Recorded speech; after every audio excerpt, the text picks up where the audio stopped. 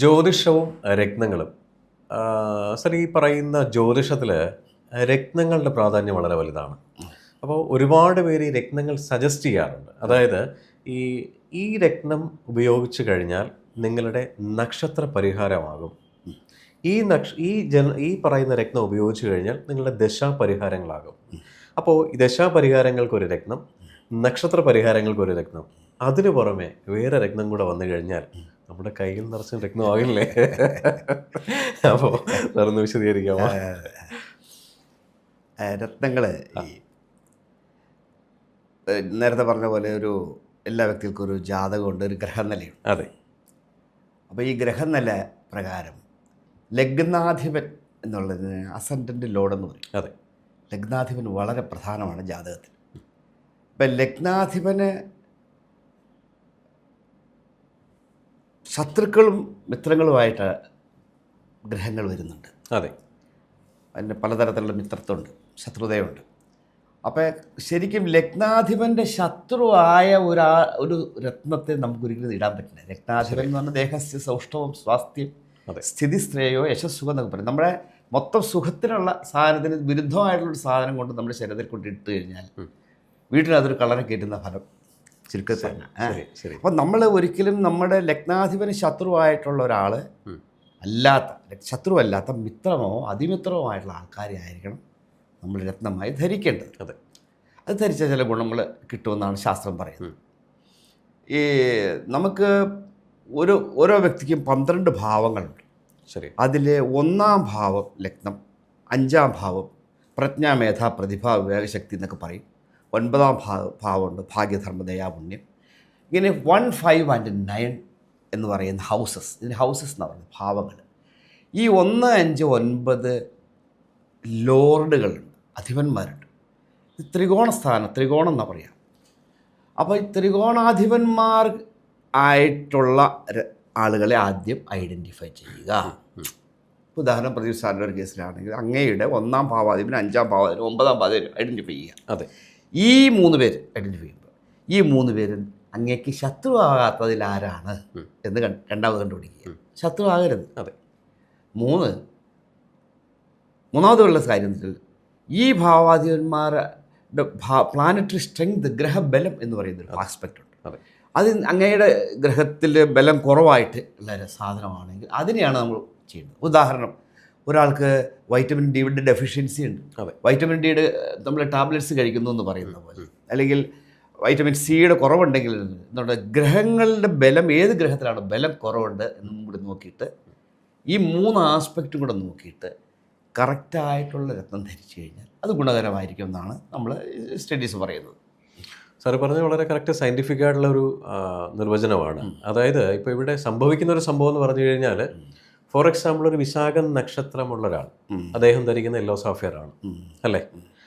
ആ സമയത്ത് അദ്ദേഹത്തിന് ബുധദശയാണ് റണ്ണിങ് എങ്കിൽ എമറാൾഡ് സ്വാഭാവികമായിട്ടും ധരിക്കാം. അപ്പോൾ എമറാൾഡും യെല്ലോ സാഫിയറും അദ്ദേഹത്തിൻ്റെ വലത് കൈയിൽ ഇടുന്നതിനോടൊപ്പം അയാൾക്ക് നവഗ്രഹ മോതിരം ഉപയോഗിക്കാൻ ഒരു ആഗ്രഹം. അപ്പോൾ നവഗ്രഹം കൂടെ എത്രയോ പേര് സാർ അങ്ങനെ ഉപയോഗിക്കുന്നുണ്ട് ഇല്ലേ? നവഗ്രഹം ഉപയോഗിക്കുന്ന ഒരു പ്രൗഢിയായിട്ടാണ് ആൾക്കാർ കാണുന്നത്. പക്ഷേ നവഗ്രഹം കൂടെ ഉപയോഗിക്കുന്ന സമയത്ത് സ്വാഭാവികമായിട്ടും സാറ് പറഞ്ഞതുപോലെ വീട്ടിനകത്ത് ഒരു കള്ളനെ വിളിച്ച് കയറ്റുന്ന ഒരു ഇമ്പാക്റ്റ് അല്ലേ ഉണ്ടാവുക? ആണോ? എനിക്കറിയില്ല. വളരെ വിവാദപരമായ എന്തായാലും നമുക്ക് ഏറ്റവും ആവശ്യമുള്ള രത്നം ധരിക്കണം. ശരി. അത് എന്നുള്ളതാണ്. അപ്പോൾ ചിലപ്പോൾ അത് ഒരു രത്നമൊക്കെ ആയിരിക്കും ചിലപ്പോൾ ഉണ്ടാവുക, അല്ലെങ്കിൽ ചിലപ്പോൾ 1-2 രത്നങ്ങളൊക്കെ ഉണ്ടാവുമല്ലോ. അത് ഏതായാലും ധരിക്കണം. അതാണ് എൻ്റെ ഒരു അഭിപ്രായം. സാർ പറഞ്ഞത് കറക്റ്റാണ്. അതായത് ഇപ്പോൾ ഈ വിവാദമായി പോകാതെ സാർ അതിനെ സംസാരിക്കാൻ ശ്രമിക്കുന്നു. അതായത് ഇപ്പോൾ ചില ജ്യോതിഷന്മാർ, സാർ ഇതൊരു വലിയൊരു ഇൻഡസ്ട്രിയാണ് ഈ പറയുന്ന ജെംസ് എന്ന് പറയുന്നത്. ഏറ്റവും കൂടുതൽ മെറ്റീരിയൽസ് ജ്യോതിഷം ഇൻഡസ്ട്രിയിൽ അല്ലെങ്കിൽ ജ്യോതിഷം സെക്ടറിൽ മെറ്റീരിയൽസ് ഏറ്റവും കൂടുതൽ സെല് ചെയ്യുന്ന ഒരു ഏരിയ എന്ന് പറയുന്നത് ഈ പറയുന്ന യന്ത്രങ്ങളും ജെംസുമാണ്. നമ്മളൊക്കെ ഏറ്റവും കൂടുതൽ ജ്യോതിഷത്തിനെ വിശ്വസിക്കുകയും ഈശ്വരനെ വിശ്വസിച്ചും പോകുന്ന ഈ പറയുന്ന കൊച്ചു കേരളത്തിനകത്ത് ഒരുപാട് ജ്യോതിഷന്മാർ ഈ പറയുന്ന ജെംസ് സജസ്റ്റ് ചെയ്യാറുണ്ട്. 100% നല്ല കാര്യം തന്നെയാണ്. പക്ഷേ ഒന്നിൽ കൂടുതൽ ജെംസ് വന്നു കഴിഞ്ഞാൽ, ശരിക്കും പറഞ്ഞു കഴിഞ്ഞാൽ, ആ പറയുന്ന പരിഹാരം പൂർണ്ണമായിട്ടും നമുക്ക് കിട്ടുമെന്ന് ചോദിച്ചാൽ തന്നെ അറിയില്ല.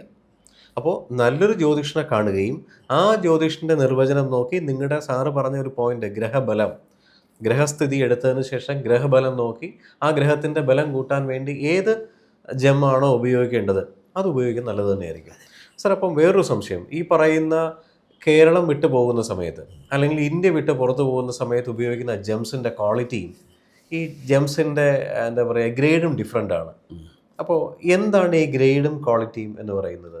ഇപ്പോൾ സാധാരണ ഒരു ജെമ്മ് ഇവിടുത്തെ ഷോപ്പിൽ മേടിക്കാൻ പോകുമ്പോൾ പെർ ക്യാരറ്റിന് പറയുന്ന 3000 റുപ്പീസ് ആണെങ്കിൽ നമ്മൾ ഭീമയിൽ പോകുന്ന സമയത്ത് പെർ ക്യാരറ്റിന് 25,000 റുപ്പീസ് ആയിരിക്കും. അതും ഇതും ഒന്ന് തന്നെയാണോ?